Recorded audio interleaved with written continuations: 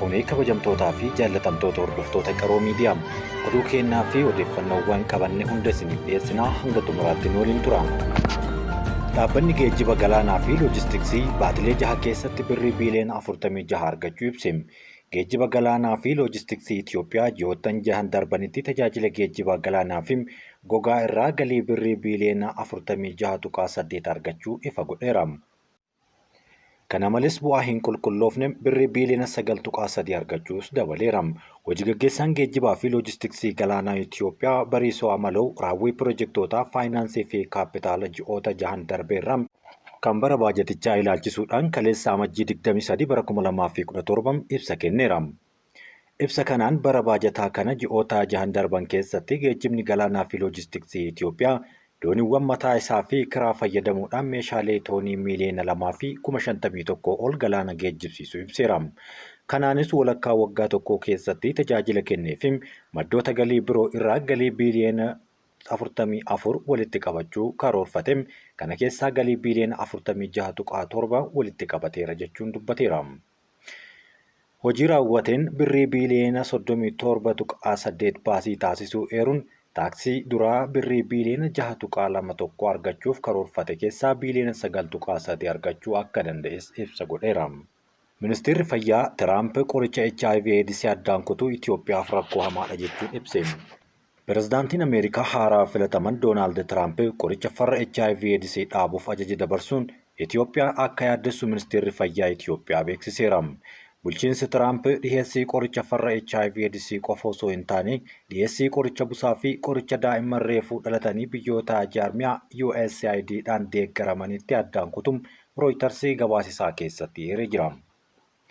Murtoon kun akka tasaatti yoo hojii irra kan oolu ta'e Itoophiyaaf rakkoo hammaataa ta'uu akka danda'uuf Itoophiyaatti itti gaafatamaa fi ittisa to'annoo HIV kan ta'an obbo Fiqaaduu Yaadatam dubbataniiru. Itoophiyaatti namoonni qoricha farra HIV/AIDS fudhataa jiran 600,000 ol akka ta'an kan dubbatamu yommuu ta'u, kanaan dura qorichi kun bilisaan namoota dhibicha waliin jiraataniif kan kennamu jechuun himameera. Sadarkaa addunyaatti hanga xumura bara 2023tti namoonni miiliyoona 39.9 vaayirasii HIV/AIDS waliin akka jiraatan dhaabbanni fayyaa addunyaa ifa godhe. Haaluma wal fakkaatuun dhaabbanni fayyaa addunyaa murtoo pireezidaantii Ameerikaa kun lubbuu namoota miiliyoonaan lakkaa'amanii balaa irra buusa jedhee yaadda'uu ibsa godheera. Qoricha farra HIV/AIDS jiraachuun namoonni vaayirasicha waliin jiraatan akkuma nama kaaniitti akka jiraatanii fi daa'imman vaayirasicha irraa bilisa ta'an akka horataniif jiruu idilee isaanii akka itti fufanis gargaaraa jira. Ibsa qondaala ministeera fayyaa Itoophiyaa BBC waliin turtii taasiseeti. Dhiyeessiin qorichaa lubbuu baraarsa kana dibuun isaa garuu rakkoo qabdu uumuuf akka malus dubbateera. Dhiyeessiin qorichaa farra HIV/AIDS addaan cituun lubbuu namoota vaayirasichaa waliin jiraatanii balaa ta'uu fi tamsa'ina vaayirasichaas akka hammeessu dubbateera. Tamsa'inni vaayirasichaa sadarkaa Itoophiyaatti 100% gadi bu'aa jiraachuu kan hime daayirektarichi hoogganaa itti aanaa fayyaa naannoo Oromiyaa Itoophiyaan waggoota 10 darban keessatti jijjiirama fooyya'aa akka galmeessites asumaan walitti qabanii kaasaniiru. Dhibeen HIV ammallee yaaddoo fayyaa cimaa biyyoota Saharaa gadii yommuu ta'u, haa ta'u malee magaalota biyyattii keessatti tamsa'inni vaayirasichaa 3% irra jiraachuu eereera.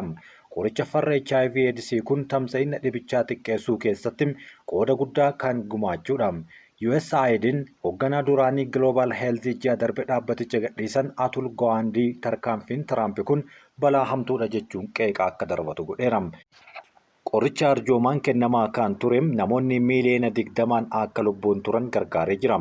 Kanatu har'a adda cita jechuun Rooytarsitti yaada isaa dabarseera.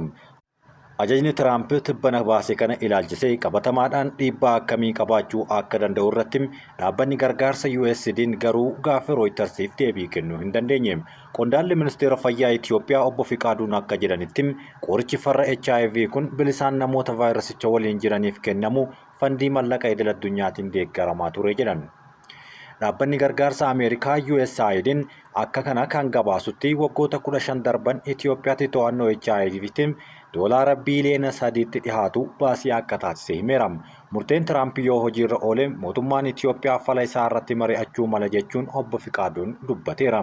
Dhibeen HIV/AIDS Itoophiyaa keessatti waggoota jalqabaa keessa lubbuu namootaa fi jireenya maatii hedduu gaaga'u rakkoo fayyaa, hawaasummaa, xiinsammuu fi diinagdee hamaa uumee akka tures yaadachiisaniiru. Dhaabbanni biyyoota gamtoomanii dilbata irraa kaasee yoo xiqqaate namoonni 700 ol Koongoo keessatti ajjeefamuu gabaaseera. Lola cimaa magaalaa guddittii Baha Rippaabilik Dimokiraatik Rippaabilik Koongoo Goomaa keessatti gaggeeffamaa jiruun ilaalchisee yoo xiqqaate namoonni 700 ol ajjeefamuu UN gabaaseera. Akka dubbi himaan UN Steefan Duraarik dubbatanitti akkuma finciltoonni M23 Ruwaandaan deeggaraman magaalaa guddoo bulchiinsa Kaaboo Kiivuu jedhamtu keessa to'ataniin namoonni 2,800 ol akka miidhamanis ifa godheera. Finciltoonni amma gara magaalaa guddoo kibba Kiivuu Kaabuu jedhamutti imalaa akka jiranis dubbateera. Waldhabdeen Baha Koongoo bara 1990moota keessa kan jalqabe yommuu ta'u torbaanota darban keessa garuu saffisaan gara magaalaa guddoo to'achuutti imalaara.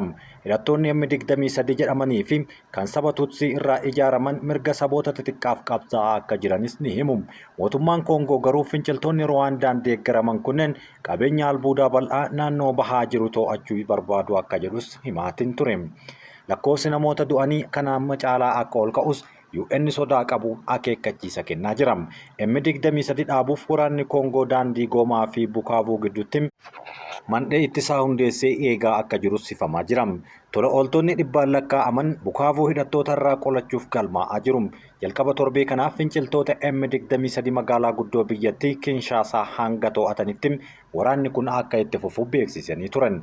Ministeerri dhimma alaa biyyattii Tereeseen akka dubbatetti Ruwaandaan daangaa Koongoo seentee jijjiirama kana sirnaa fiduuf yaalaa akka jirtus komatee jira. Akka isaan jedhanitti hawaasni addunyaa pirezidaantiin Ruwaandaa Pool Kaagaameen waggoota 12 darbaniif adabbii malee seera idil addunyaa akka cabsu hayyamaa isaanii kennaniiru jechuun dubbateera.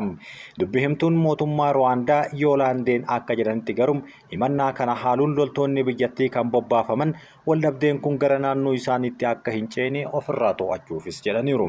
Waraana hin barbaannu, biyyattii to'achuuf fedhii hin qabnu, akkasumas jijjiirama sirnaa irratti fedhii hin qabnu jechuunis deebifataniiru. Akka ogeeyyiin UN bira darbe tilmaamanitti Ruwaandaan loltoota 3,000 hanga 4,000 kanneen M23 cinatti socho'an Koongoo keessaa akka qabdu garuu gabaasa isaa keessatti eereera. Gaanaatti miseensonni paarlaamaa keessatti wal lolanii meeshaalee hedduu akka caccabsan viidiyoo mul'ise. Paarlaamaa Gaanaa keessatti miseensonni paarlaamaa wal lolanii meeshaalee garaagaraa paarlaamaa keessa jiru caccabsaa turaniiru. Miseensonni paarlaamaa biyyattii kamisa darbe halkan yaa'ii isaan taasisaniin osoo afaan keessaa wal bahuu eegalanii turan. Itti aansuun wal arrabsuu fi wal daddarbachuu eegalan.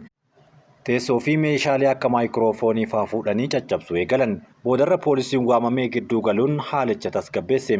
Waldhabdee paarlaamaa biyyattii keessatti mudateef sababni ammoo koreen to'annoo fi hordoffii ajandaawwan marii ka'an hedduun mormuu isaaniiti jedhama. Har'a ganama itti gaafatamaan koree to'annoo fi hordoffii uummataa biyyattii dhiifama gaafataniiru. Wanti mudate tasumaa fudhatama kan hin qabne ta'uu eeruun wanti qaanessaa akka ta'es ifatti uummata dhiifama akka gaafachiisu isaan godheera. Hamaas namoota ogguree 2 Israa'elitti dabarsee kenne. Erga Israa'elii fi Hamaas walii galtee dhukaasa dhaabuu irra gahanii booda Hamaas namoota ogguramee fudhatame deebisaa jiraachuu, Israa'el namoota hiites gadhiisaa jiraachuun ifa ta'aatiin jira. Guyyaa har'aa Hamaas namoota oggurame 2 Yordaan Biibaasim ganna 34 akkasumas Ofer Kaalderoon kan jedhamu ganna 53 gadhiisee gara daangaa Israa'elitti akka isaan cehanis ifa godheera. Lamaanuu dhiira yommuu ta'an waraanni Israa'el akka mirkaneessetti kanneen deebifaman gara kibba Israa'elitti simatamanii geggeeffamaniiru jechuun dubbateera. Namni sadaffaanis yeroo ammaa gana gadhiifamuu isaa waraanni Israa'el ifa godheera. Erga waliigalteen dhukaasa dhaabuu gahamee booda yeroo afuraffaaf kanneen ogguraman gadhiifamaniiru. Tiraamp har'arraa kaasee Kanaadaa fi Meeksikoo irra taarifa akka kaa'u dubbate. Pirezidaantiin Ameerikaa Doonaald Tiraamp gurraandhala tokko bara 2025 irraa kaasee taarifa dhibbantaa 25 Meeksikoo fi Kanaadaa irraa akkasumas Chaayinaa irraa immoo dhibbantaa 10 akka kaa'an White House beeksise. Haa ta'u malee Doonaald Tiraamp boba'aa Kanaadaa irraa gara US galuu irratti taarifa dhibbantaa 10 akka kaa'uuf kunis torban lamaan booda hojii irra kan oolfamu ta'uu ifa ta'eera. Tiraamp biyyoota gamtaa Awurooppaa Ameerikaa haala gaariidhaan hin keessummeessine jedhanirras taarifa kana kaa'uuf karoorfachuu dubbateera. Pirees Sekireetariin Waayit Haawus Karooliin akka dubbattetti taarifni Kaanaadaa fi Meeksikoo irra kaa'ame sababa isaan qoricha sammuu namaa hadoochuu feentaanelii jedhamu bitaniin seeraan ala gara kaayinatti ergan jechuuf dubbatteerti. Tiraamp gama isaaniitiin sababni tarkaanfiin kun fudhatameef godaantota seeraan alaa daangaa qaxxaamuruudhaan gara biyyaatti seenan hedduu kan sababeeffateef akkasumas qondaalli hir'ina daldala biyyoota ollaa waliin jiru sirreessuu akka ta'e irra deddeebiin haasaa godhaatiin ture. Pirees Sekireetariin kun ibsa guyyaa jimaataa kaasaniin kan pirezidaantichaan waadaa galaman akkasumas kan haaluma waadaa seenaniitiin raawwatamanidha jechuun dubbatte. Tiraamp tibba duula filannootti oomishaalee chaayinaa irraa taarifa hanga 60% akka ka'an garuu doorsisaa turuun waan yaadatamudha. Haa ta'u malee guyyoota muraasa gara Waayit Haawusitti deebi'an keessatti tarkaanfii ariifachiisaa kamuu fudhachuu irraa of qusachuudhaan bulchiinsi isaanii dhimmicha akka qoratuuf qajeelfama kennan. Bara 2018 irraa eegalee meeshaaleen Ameerikaa chaayinaa irraa galchitu xiqqaachaa kan dhufe yommuu ta'u, kanaafis ogeeyyiin diinagdee taarifa dabalataa walitti fufiinsaan Tiraamp bara aangoo isaa irraa jalqabe keessatti kan ka'an irraa kan ka'e ta'uu himaatiin turan. Itti aanaan ministeera muummee chaayinaa Ding Shuayang fooramii diinagdee addunyaa Siwiizerlaand Daavoos keessatti taa'ame irratti haasaa taasisaniin biyyi isaanii waldhabdee daldalaatiif furmaata barbaadaa akka jirtuu fi daldala alaa galchitu ammoo babal'isuu akka barbaaddu ibsa godheera. Chaayinaan, Kaanaadaa fi Meeksikoo michoota daldalaa Ameerikaa ol'aanoo yoo ta'an meeshaalee bara darbee gara Ameerikaatti galfaman keessaayis 40% kan qabdu jechuun dubbatteerti. Taarifni cimaan haaraan kun waraana daldalaa guddaa cimsuu fi US keessatti qaala'insa dabaluu akka danda'us sodaa isaanii himaniiru. Ministeerri muummee Kaanaadaa Jastin Tiruudoon jimaata darbee akka jedhanitti kun waan nutti birmadannuu miti, garuu yoo inni gara fuulduraatti tarkaanfii kana kan fudhate ta'es nutis daballee fudhanna jechuun sodaachisaniiru. Kaanaadaa fi Meeksikoon kanaan dura taarifa Ameerikaa fi tarkaanfii mataa isaanii fudhachuudhaaf deebii akka kennan kan dubbatan yommuu ta'u, yaaddoo daangaa Ameerikaa gama isaaniitti qabdu furuudhaafis tarkaanfii fudhachaa akka jiran Washingtaniif mirkaneessanii yaalan. Boba'aa Ameerikaa fi Kaanaadaa Meeksikoo irraa galchitu irratti gibirri yoo dabalame waadaa Tiraamp biyya keessatti baasii jireenyaa gadi buusuuf galan rakkoof akka saaxilu simaniiru. Taarifa jechuun gibira galtee meeshaalee biyya alaatii oomishamanii gara biyyaatti galfaman irraa kan kaffalamudha. Meeshaaleen biyya alaa irraa gara biyya tokkootti galan irraa gibirri kan kaa'amu yommuu ta'u, meeshichi qaala'aa waan adeemuuf carraan jiraattonni biyya sanaa bitachuu danda'an garuu xiqqaa ta'aa deema. Yaadni isaa bakka kana jiraattonni oomisha biyya keessaa gatii salphaadhaan bitachuun diinagdee biyyaa akka guddisan kan ta'u yommuu ta'u, haa ta'u malee baasii taarifaa anniisaa fi kan biyya alaatii galfamu irratti dabalamu daldaltootaa fi fayyadamtoota irratti darbuu akka danda'u ibsamaa jira. Kanaanis gatii boba'aa irraa kaasee hanga gurgurtaa nyaataa hundaatti kan dabalu akka ta'us sodaatamaatiin jira.